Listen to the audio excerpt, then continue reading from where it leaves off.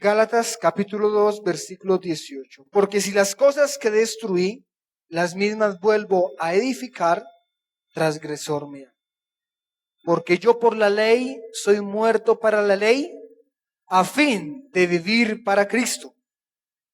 Con Cristo estoy juntamente crucificado. Y ya no vivo yo, mas Cristo vive en mí. Y lo que ahora vivo en la carne, lo vivo en la fe del Hijo de Dios, el cual me amó y se entregó a sí mismo por mí. No desecho la gracia de Dios, pues si por la ley fuese la justicia, entonces por demás murió Cristo. Oremos a Dios para que Dios abra nuestro corazón, para que podamos hoy, para que hoy sea desvelada, revelada su palabra en nosotros. Dios Todopoderoso, en esta mañana te damos gracias por esta oportunidad. Te rogamos, Señor, que tú hables a nuestra vida. Te rogamos que abra nuestro corazón, por favor, para poder guardar y recibir tu palabra. Permítenos, Señor, presentarnos retos en esta mañana que nos permitan crecer en nuestra vida cristiana, que nos permitan madurar como hijos tuyos. Te amamos, Señor, amamos tu palabra. Gracias por esta oportunidad. Usa mis labios. Amén y amén. Tomen asiento, por favor. Predicamos en el nombre de Jesús. Amén. Qué hermoso culto que hemos tenido esta mañana. Hemos sentido la presencia de Dios y creo que también en la enseñanza bíblica Dios nos hablará en el día de hoy. Autenticidad del Evangelio es el título de esta mañana. Seguramente a muchos de ustedes les ha ocurrido que en algún momento les han entregado un billete falso. Y la experiencia de tener un billete falso después de haber tenido uno bueno es bastante desagradable. Hace pocos días a mi suegro le ocurrió, salió de su casa, tenía 3 billetes de 50,000 pesos en el bolsillo. Se encontró con alguien en la calle, comenzó a hablarle a esa persona. La historia termina en que él regresó a la casa con 3 billetes de 50,000 pesos, pero todos eran falsos. La desazón que se siente después de haber tenido algo bueno en la mano, algo que tiene valor, y después tener algo que no sirve para nada, es impresionante. Seguramente si a usted alguna vez le ha sucedido lo mismo, sabrá de qué es lo que estoy hablando. Tener algo real en la mano y luego perderlo. Y eso le pasó a las iglesias de Galacia. La carta escrita por Pablo a los Gálatas no fue a una iglesia en particular, fue a un grupo de iglesias que estaban en la región de Galacia. Antes de entrar al estudio expositivo, le voy a pedir que usted vaya en la parte de atrás de su Biblia a los mapas y vamos a ubicarnos un poco geográficamente en el primer viaje misionero de Pablo. También hay un mapa que vamos a proyectar para los que no tienen Biblia o las Biblias que no tienen el mapa. Primer viaje misionero de Pablo. Fue alrededor entre el año 48 y el año 50 aproximadamente fue su primer viaje misionero. Sale Pablo de Antioquía y pasa a la parte sur de Asia. Allí estaban las ciudades de Perge, Listra, Iconio y Derbe. Esa región es la región que se denomina como la región de Galacia. A esas iglesias le escribe Pablo la carta que vamos a estudiar. Y le escribe Pablo esta carta, ya lo decía el hermano Gilbert, alrededor del año 50, es decir, muy pocos años después de que Pablo había ido a predicar allí. Pablo va y predica, les anuncia el evangelio, ya vamos a revisar eso, en Hechos de los Apóstoles, y tal vez 2 o 3 años después, Pablo les escribe la carta. Y les escribe la carta movido por un problema que se estaba presentando. Y es que las iglesias que estaban en Galacia, aunque tenían un evangelio que era verídico, lo habían cambiado por un evangelio falso. Es como si ellos tuvieran un dinero verdadero, real en su vida, y 3 años después hubieran decidido cambiarlo por uno falso. Así que Pablo, aterrado por esa situación, les escribe esta carta a los Gálatas, que es una carta bastante fuerte. La mayoría de las cartas de Pablo inicia con un saludo. Está de parte quién la escribe, a quién se la escribe, los primeros versículos del capítulo 1. Y en otras cartas, como en Filipenses, por ejemplo, está la oración de Pablo. Doy gracias a Dios cada que me acuerdo de vosotros. Es una oración de Pablo. En otros casos, Pablo hace una referencia acerca de la iglesia. Pero en la carta de Gálatas va al punto central. Inmediatamente después de que presenta su saludo, versículo 6, capítulo 1, Pablo de una vez va al punto central del tema. Y le dice Pablo: estoy maravillado de que tan pronto os hayáis alejado del que os llamó por la gracia de Cristo para seguir un evangelio diferente. Y ese es el punto central de toda la epístola. Ellos habían recibido un evangelio real, verídico, y lo habían cambiado. Lo habían cambiado por unas ideas de los judaizantes, básicamente, que creían que la muerte de Jesús en la cruz del Calvario no era suficiente para la salvación y que ellos debían hacer más cosas para ser salvos. Entonces Pablo les dice: no, un momento, y les escribe esta carta. Estoy aterrado. Aquí la palabra maravillado es más de sorprendido, de que no lo puede creer el apóstol, de que tan pronto habían pasado 2 o 3 años desde la predicación de él hasta la carta. Os hayáis alejado del que os llamó por la gracia de Cristo para servir un evangelio diferente. No que haya otro evangelio, sino que hay algunos que os perturban y quieren pervertir el evangelio de Cristo. Pero, versículo 8, si aún nosotros o un ángel del cielo os anunciare otro evangelio diferente del que os hemos anunciado, sea anatema. La palabra anatema quiere decir maldito, es una maldición directa que Pablo le está diciendo. Como antes hemos dicho, también ahora lo repito: si alguno os predica diferente evangelio del que habéis recibido, sea anatema. La repetición que se encuentra en el versículo 9 es un énfasis que Pablo lo tenía muy claro. Y él quería repetirlo y lo repite 2 veces para que quede muy claro en los oyentes de su carta. No hay otro evangelio.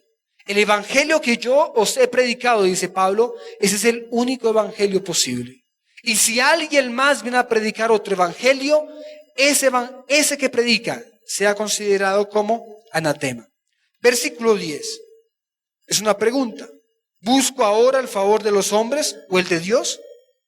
Podríamos cambiar el texto a forma de respuesta. Pablo estaría diciendo: pues yo no busco el favor de los hombres, yo busco el favor de Dios. Yo no trato de agradar a los hombres, yo trato de agradar a Dios. Dice Pablo: pues si todavía agradara a los hombres, no sería siervo de Cristo. Qué bueno que en esta mañana entonces pudiéramos ir dilucidando un poco la conclusión. Tenemos un evangelio auténtico. Solo hay un evangelio. Y si alguien más predica un evangelio diferente, ese es considerado anatema. Así que la primera pregunta en esta mañana es: ¿en qué evangelio hemos creído? Pablo, más adelante lo va a hacer, va a autenticar el evangelio que él les ha predicado. Cuando uno va a una notaría a autenticar una fotocopia de un documento, lo que está diciendo el notario, lo que está diciendo es que la copia es auténtica del original. Es una copia idéntica. O cuando uno va a autenticar una firma, el notario lo que dice es que quien firmó realmente es el que firmó. En los siguientes versículos, Pablo les va a decir que efectivamente el evangelio que él les predicó es un evangelio que viene directamente de Dios. Versículo 11.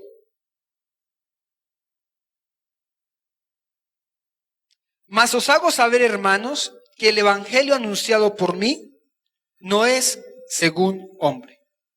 Pues yo ni lo recibí ni lo aprendí de hombre alguno, sino por revelación de Jesucristo. Y eso es un punto muy importante. Lo que Pablo les está diciendo, diríamos en nuestras palabras: yo diría Pablo, yo no me encontré el evangelio en un paquete de papas.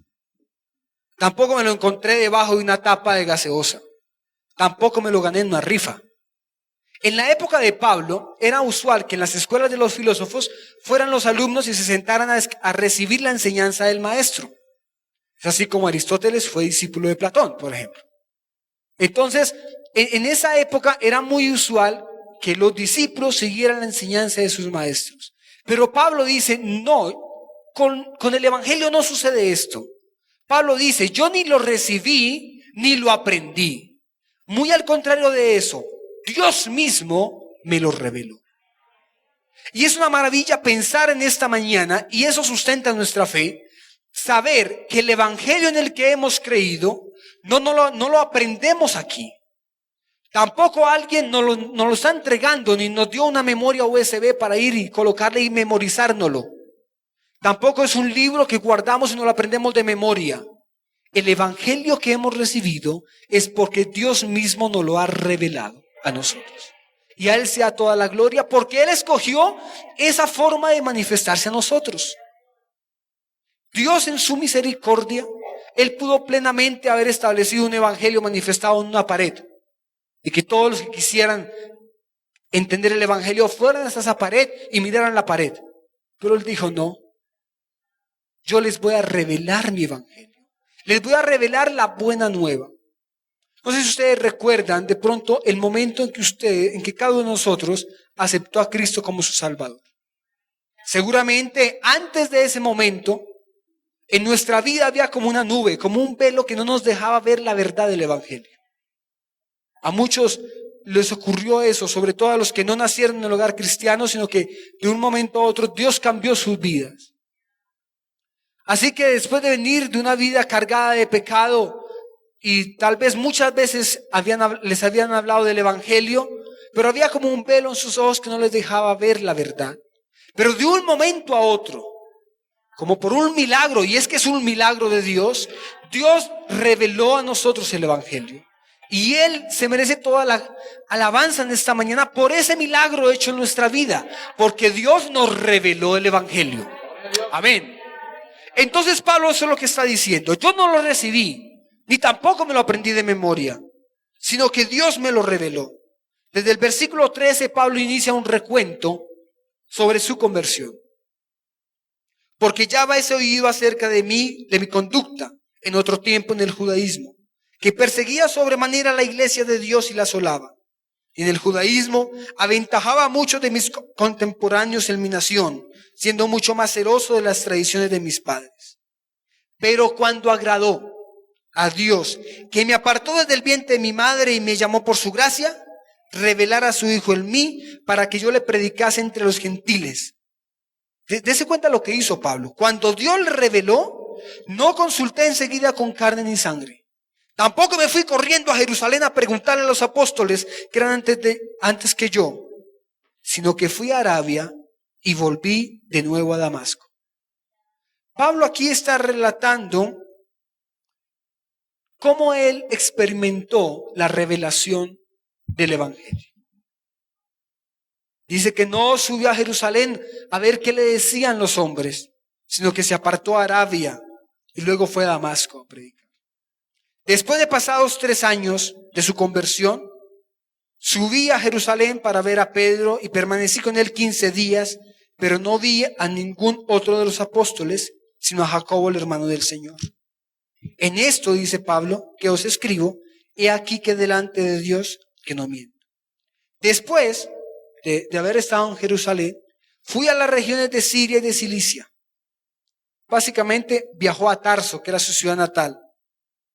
Y allí no era conocido de vista las iglesias de Judea, que eran en Cristo. Solamente oían decir, aquel que en otro tiempo nos perseguía, ahora predica la fe que en otro tiempo asolaba. Y glorificaban a Dios en mí. ¿Te das cuenta que en todo el relato de Pablo, el protagonista del relato es Dios? No es ni siquiera Pablo. No es lo que Pablo alcanzó por sus logros. No es el evangelio que Pablo descubrió. Es el evangelio que Dios mismo le entregó a él. Versículo 1 del capítulo 2. Después de pasados 14 años, subí otra vez a Jerusalén con Bernabé, llevando también conmigo a Tito. ¿Sabe que a veces pasamos muy rápido por la vida de Pablo? A veces creemos que Pablo se encontró con Jesús en el camino a Damasco, Dios habló con él, trató con él y ya el otro día estaba predicando el evangelio. Y al otro día hizo sus viajes misioneros. Y no, pasaron 14 años después de que Pablo recibió ese mensaje de Dios para él comenzar su ministerio activamente. Fueron 14 años de preparación. Fueron 14 años de estar cerca de Dios. Fueron 14 años de comunión directa con Dios.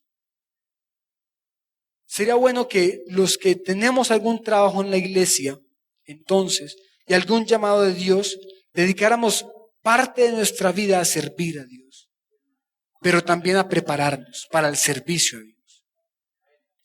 Los viajes de Pablo en total, todo el ministerio de Pablo tal vez no alcanzaría a sumar 10 años.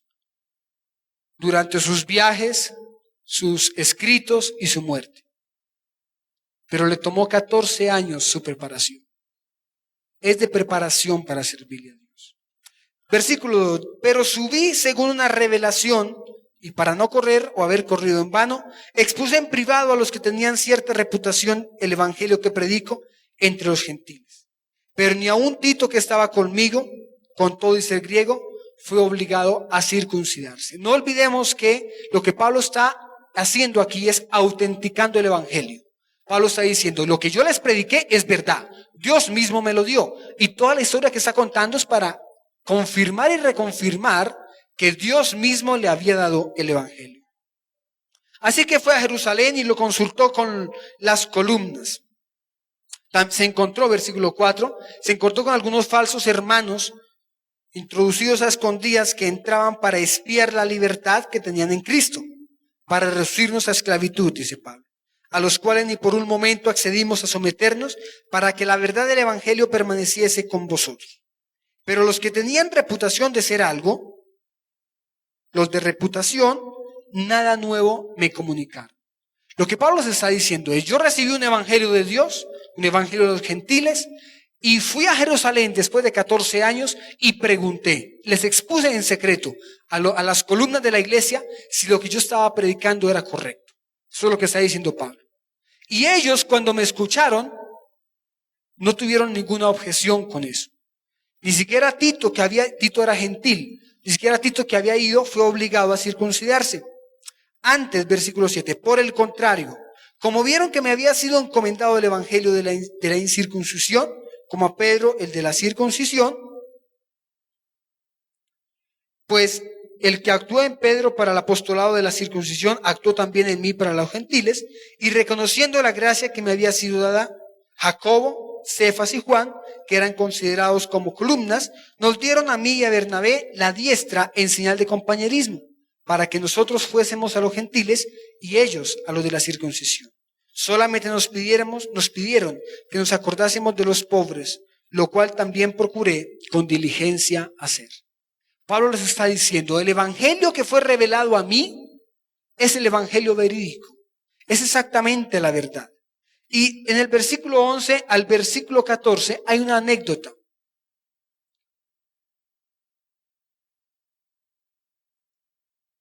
Dice Pablo, es tan real, es tan verídico el evangelio que yo recibí de Dios, que en una ocasión, cuando Pedro vino a Antioquía, tuve que llamarle la atención. Está hablando de Pedro, del mismo Pedro que vivió con Jesús, del mismo Pedro que predicó en Hechos 2.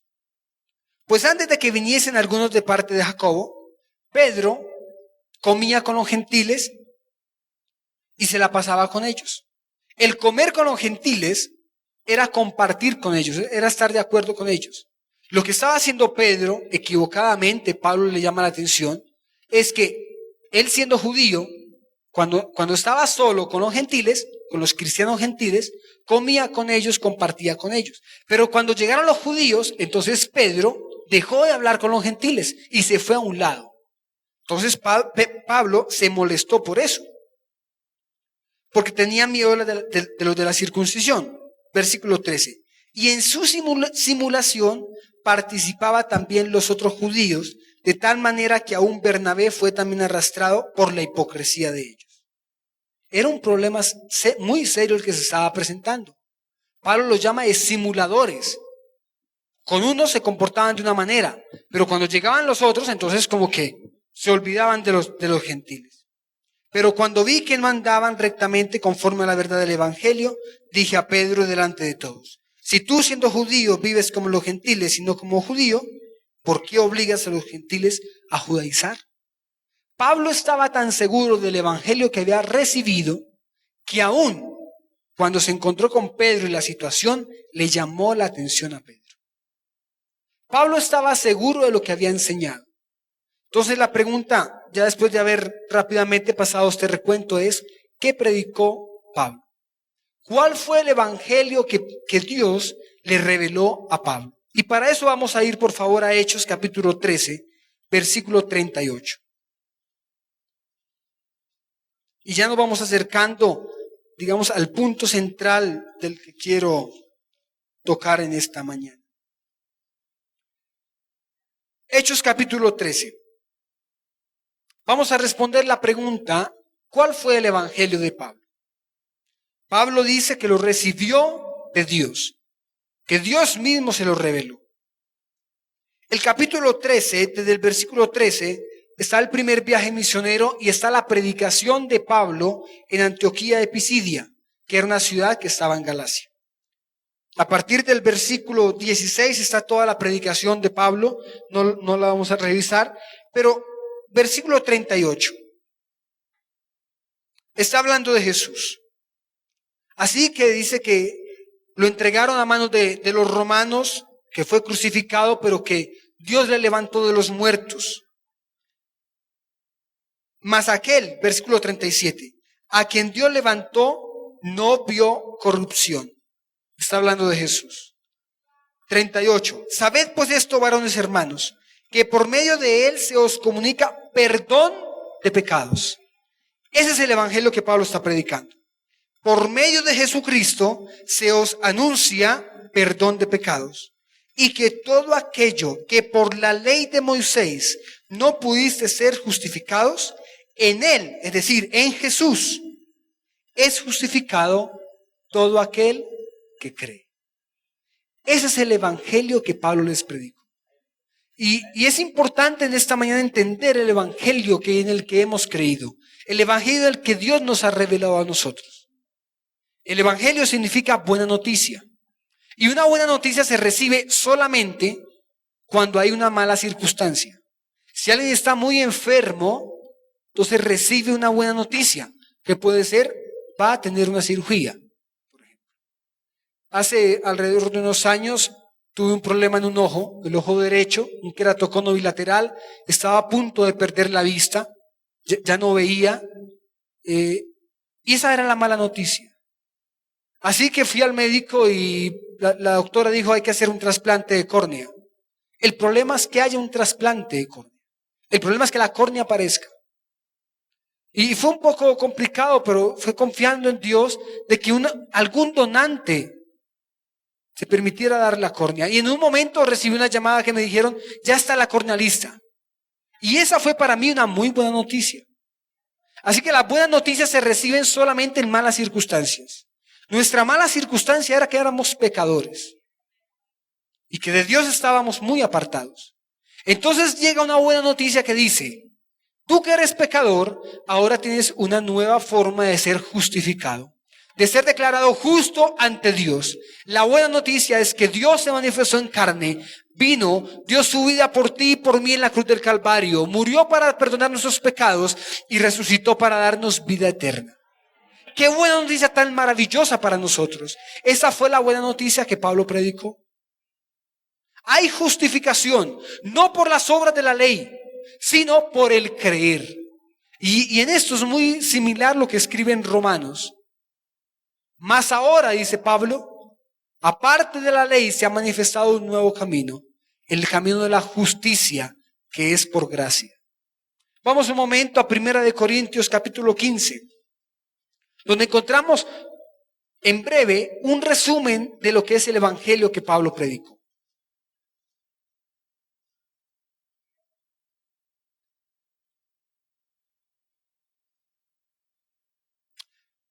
Capítulo 15, versículo 1. Además os declaro, hermanos, el evangelio que os he predicado. El evangelio que os he predicado. El cual también recibisteis, en el cual también perseveráis, por el cual asimismo, si retenéis la palabra que os he predicado, ¿cuál es la conclusión? Sois salvos. Si no, creísteis en vano. ¿Cuál fue el evangelio? Porque primeramente os he enseñado lo que asimismo recibí. 2 puntos. Que Cristo murió por nuestros pecados, conforme a la Escritura. Aleluya. Que fue sepultado y que resucitó al tercer día, conforme a la Escritura. ¿No se merece Dios en esta mañana toda la alabanza por ese evangelio que nos ha entregado? Por ese evangelio que nos ha revelado. Porque hoy nos dice que antes estábamos en delitos y pecados y estábamos lejos de la salvación. Pero Él, por su gran amor con que nos amó, aun estando muertos en delitos y pecados, Cristo murió por nosotros. Dice Juan, de tal manera amó Dios al mundo, que ha dado a su Hijo unigénito, para que todo aquel que en Él cree no se pierda, mas tenga vida eterna.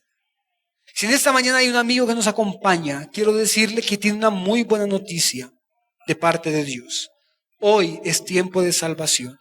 Hoy puedes venir como tú estés. Él te recibe con los brazos abiertos y dices, ven a mí, yo te haré descansar. Hay una buena noticia, hay un mensaje de esperanza en esta mañana. Ese fue el mensaje que Pablo predicó.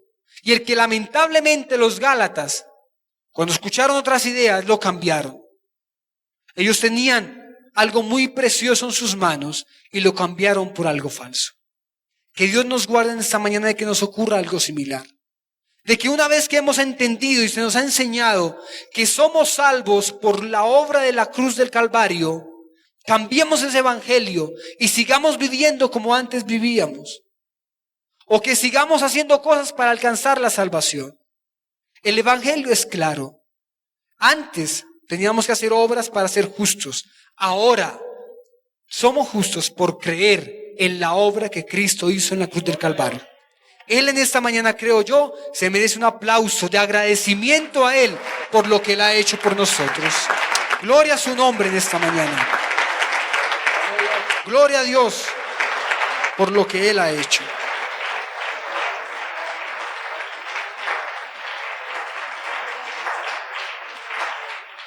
Regresemos a Gálatas, por favor. Gálatas capítulo 2, versículo 15. Concluimos entonces que el evangelio que tenemos, bueno, el que Pablo predicó y el que hoy tenemos, es un evangelio auténtico. Amén. Es un evangelio bíblico. Es un evangelio que sale del mismo corazón de Dios y se ha revelado a nuestro corazón. Es un evangelio que nos dice que tenemos una opción de salvación solo por creer en Él. Versículo 15.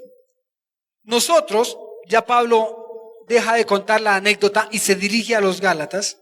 Nosotros, judíos de nacimiento y no pecadores entre los gentiles, sabiendo que el hombre, Pablo está resumiendo el evangelio aquí también, sabiendo que el hombre no es justificado por las obras de la ley, sino por la fe de Jesucristo, nosotros también hemos creído en Jesucristo para ser justificados por la fe en Cristo y no por las obras de la ley. Por cuanto a las obras de la ley, nadie será justificado.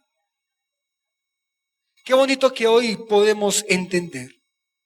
Tal vez lo volvemos a escuchar, lo habíamos dicho cuando estudiamos Romanos, que somos justificados por la fe en Él. No somos justificados por lo bien que nos comportemos. No somos justificados por las buenas obras que hagamos. Somos justificados por creer en lo que Él hizo por nosotros en la cruz del Calvario. Porque, versículo 16, ya el que acabamos de leer, 17. Y si buscando ser justificados en Cristo, también nosotros somos hallados pecadores, ¿es por eso Cristo ministro de pecado? Y dice Pablo, en ninguna manera. Y el versículo 18 fue el que leímos al comenzar. Porque si las cosas que destruí, las mismas vuelvo a edificar, transgresor me hago. Pablo pasa aquí y da un paso más adelante. Y es tal vez en lo que quiero hacer más énfasis en esta mañana. Una vez que hemos recibido el Evangelio y que hemos creído, somos justificados en él. Amén. Es decir, creemos en el Evangelio, creemos en la muerte y la resurrección de Cristo, y entonces somos justificados. Y entonces lo que éramos antes deja de ser. Eso es lo que está diciendo Pablo. En otras palabras, imagínense ustedes si tuvieran una casa y todas las mañanas tuvieran que ir a esa casa a limpiar la puerta de esa casa. Todas las mañanas les toca ir a limpiar la puerta de esa casa. Pero de un momento a otro esa casa fue destruida. Así que usted ya no tiene que volver a limpiar la puerta porque la puerta ya no existe. Lo que Pablo está diciendo es, antes vivíamos por la ley, pero ahora vivimos bajo la gracia. Por lo tanto, no tenemos que devolvernos a seguir cumpliendo la ley.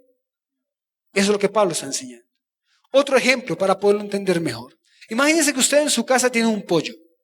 Un pollo. Y usted todos los días le da concentrado al pollo. Pero el pollo se malacostumbró.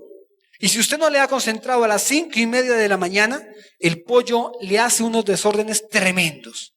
Así que a usted le toca todos los días a las 5:30 de la mañana levantarse y darle concentrado al pollo. Hasta el punto que usted está cansado con ese pollo. Usted ya no quiere vivir más con ese pollo. Así que un día lo mira y dice, este pollo va para algún lado. Y decide acabar con el pollo.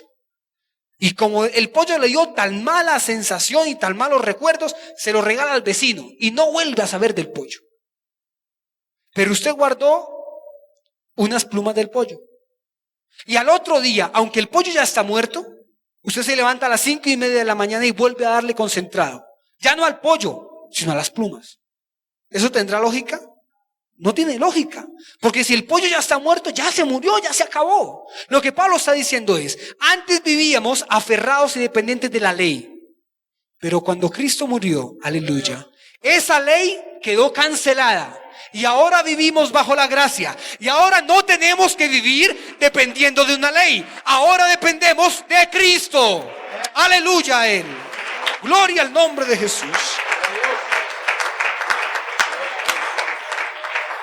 Si las cosas que destruí, las mismas vuelvo a edificar, transgresor me hago. Porque yo por la ley soy muerto para la ley, a fin de vivir para Cristo. Ya no vivimos bajo la ley, vivimos para Cristo. Y el versículo 20 es maravilloso. Con Cristo estoy juntamente crucificado. Aleluya. Y ya no vivo yo. Cristo vive en mí. Y lo que ahora vivo en la carne, lo vivo en la fe del Hijo de Dios, el cual me amó y se entregó a sí mismo por mí. Pablo les está diciendo a los Gálatas, queridos hermanos, antes vivíamos dependientes de una ley. Cristo murió y abolió la ley. Ya no hay ley. Ahora vivimos bajo la gracia. Así que alguien podría pensar, ya como no hay ley y que hay gracia, yo puedo hacer lo que yo quiera. Dice Pablo, no, un momento.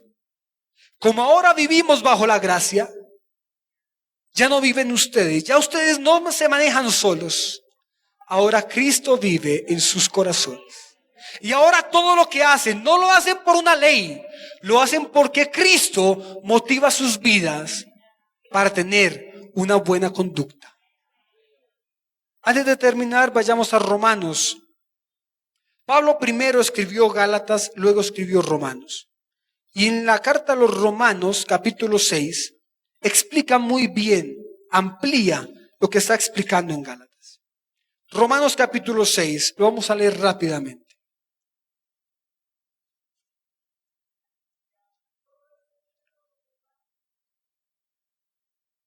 Versículo 3. ¿No sabéis que todos los que hemos sido bautizados en Cristo Jesús, hemos sido bautizados en su muerte, porque somos sepultados juntamente con él para muerte por el bautismo, a fin de que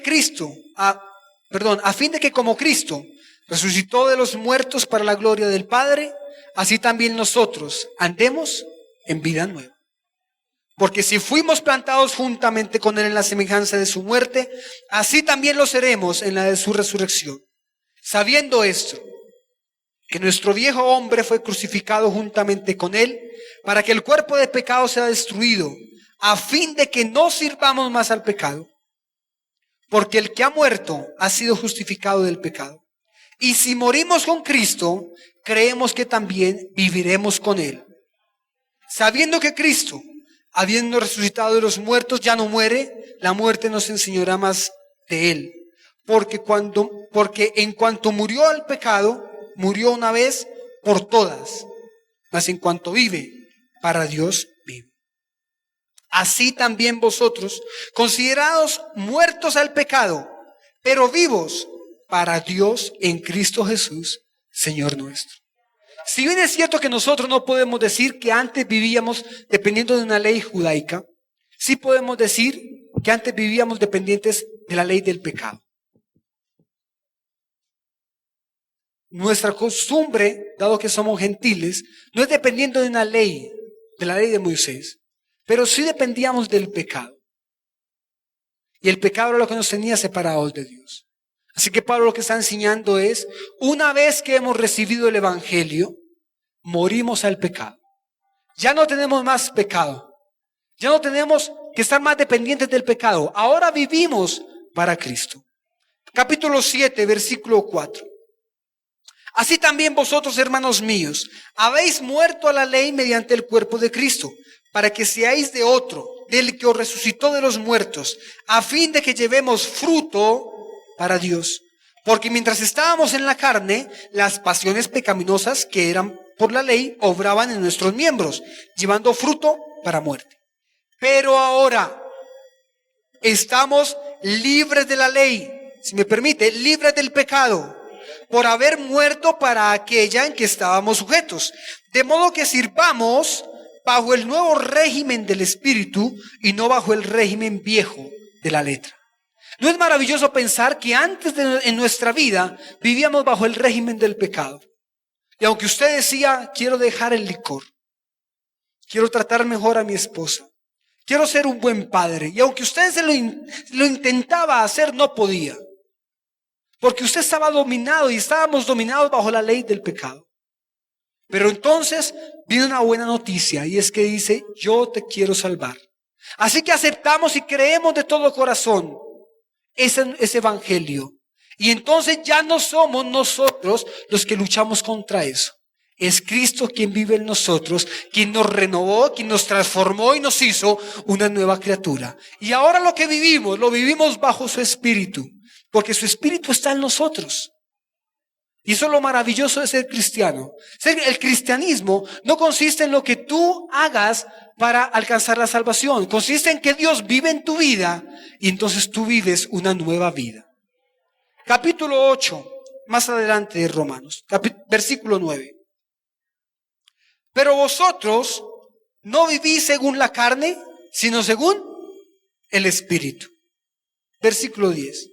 Si Cristo está en vosotros, el cuerpo en verdad está muerto a causa del pecado, pero el Espíritu vive a causa de la justicia. Terminamos con lo siguiente. Hay un principio bíblico sobre el cual quiero redondear esta idea. Va a aparecer en la pantalla. Ese es el principio en el cual podemos resumir lo que hemos dicho en esta mañana. Un auténtico evangelio es el que tenemos. Amén. Tenemos un auténtico evangelio. Es un evangelio real. No lo hemos recibido ni lo encontramos debajo de una piedra. Dios mismo en su palabra nos ha revelado el evangelio. Una buena noticia. Y al recibir ese evangelio auténtico, demanda una auténtica fe. Eso es lo que le está pidiendo Pablo a los Gálatas. Pablo dice, estoy maravillado, tan rápido dejaron de creer en el evangelio auténtico, tan rápido pasaron a creer en otra cosa. Un evangelio auténtico demanda de una auténtica fe. Que en esta mañana esas palabras sean unas palabras de ánimo. Mi hermano, hemos recibido un evangelio auténtico. Un evangelio que sale de la misma escritura. Un evangelio que sale del mismo corazón de Dios. Un evangelio que nos dice, eres salvo por creer en mí. Qué maravilloso es. Pero ese evangelio demanda de una fe auténtica. Que no nos suceda lo que le sucedió a la iglesia de los Gálatas. Que con el tiempo se apartaron del evangelio y comenzaron a creer en otras cosas. Ellos tuvieron una fe falsa también. Que nosotros tengamos una fe auténtica. Y ese evangelio auténtico produce una auténtica vida nueva. Y esta reflexión nos mueve a que reflexionemos un poco en torno a nuestra vida cristiana. ¿Sabe? Últimamente se habla de algo equivocadamente, bíblicamente es equivocado, del cristianismo carnal. Así que algunos creen que Dios sí nos ha renovado, pero hay partecitas de mí que no me ha renovado. Entonces, uno se puede encontrar con alguien de 40 años en el evangelio que cuando se enoja, agrede verbalmente a los demás. Y cuando se le pregunta, dice, es que Dios no ha transformado mi vida en esa parte. Dice la Biblia que Dios nos cambia a una nueva vida por partes. ¿Cierto que no? ¿O será que es que Dios vive en la mitad de nuestro cuerpo y en la otra mitad no? ¿O será que Dios unas partecitas sí las trata y otras partecitas no las trata? Cuando habla la Biblia y habla Pablo de que ahora somos una nueva criatura, es totalmente. Y es un momento de reflexión. ¿Cómo está nuestra vida de cristianos? ¿Vivimos el evangelio? ¿Ese evangelio auténtico lo vivimos en nuestra vida práctica? ¿O hay ciertas áreas de nuestra vida que no son tan auténticas? Que son más bien como falsas. No hay nada que le haga más mal al evangelio y al cristianismo que los que dicen creer falsamente. Y la sociedad está llena de ellos. Hace unos días una señora me decía, yo soy cristiana, pero no fumo, no tomo y tampoco bailo apretado. Era suficiente para ella. El evangelio va más allá de eso. El evangelio va más allá de venir a culto. ¿Sabe? Yo pensando en eso, ser cristiano en la iglesia es tan fácil. Nos vemos tan bonitos todos. Ustedes no se imaginan no estar aquí delante y los veo ustedes tan bonitos. Pero cuando salimos de aquí, ya estamos solos. Ya nadie nos está viendo. Y cuando estamos fuera de aquí, es que debemos poner en práctica realmente el evangelio auténtico en el que hemos creído. Solo de esa manera sabremos y podemos anunciar a los demás que Dios en el que hemos creído es un Dios auténtico. No podemos pretender predicar, tenemos un Dios auténtico, cuando mi vida cristiana es falsa. Es contradictorio. Me imagino que usted ya estará pensando en algún hermano, en alguna muchacha que vio aquí cantando un coro y en la universidad la vio con pantalón. Entonces usted estará pensando, claro, esta predicación le servía a esa hermana y no vino. ¿Por qué no pensamos en nuestra vida? Genera dolor que vengamos a culto y alabemos a Dios y lleguemos a casa y maltratemos a nuestra esposa verbalmente. Eso genera dolor. Genera dolor que aquí seamos unos y que en la calle los incrédulos tengan que preguntarnos, ¿y usted no es cristiano? Eso genera dolor. Eso niega a Cristo. Genera dolor que andamos con la Biblia debajo del brazo y queremos que nuestros niños la aprendan de memoria. Pero cuando tenemos que mentir para obtener una ganancia, mentimos. Y aunque el corazón nos dice que estamos haciendo algo equivocado, decimos, yo le pido perdón a Dios. Eso genera dolor. Genera dolor que digamos una cosa y hagamos otra cosa. Tenemos un Dios auténtico, mis hermanos. Y ese Dios auténtico demanda de nosotros una auténtica fe. Y demanda de nosotros una vida nueva, auténtica. Que Dios nos ayude para que nuestro diario vivir fuera de la iglesia sea tan pulcro y sea tan real como lo es aquí adentro. Que todo lo que hagamos fuera de la iglesia pueda ser tranquilamente un concierto de alabanza a Dios. Que lo que hagamos fuera de la iglesia, nuestro diario vivir, sea una alabanza a esa gloria y ese Dios auténtico que tenemos. Alguien dijo que lo que más hablaba mal del cristianismo eran los cristianos. Qué doloroso eso. En los programas de televisión ridiculizan la iglesia a partir de personas que ni siquiera parecen haber creído y haber entendido lo que es el evangelio en sus vidas.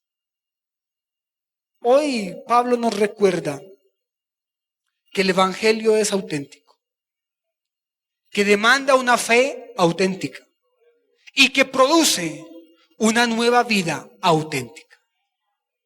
Estamos de pie, por favor. No sé si alguien desea en su vida proyectarse, tener una vida auténtica como cristiano.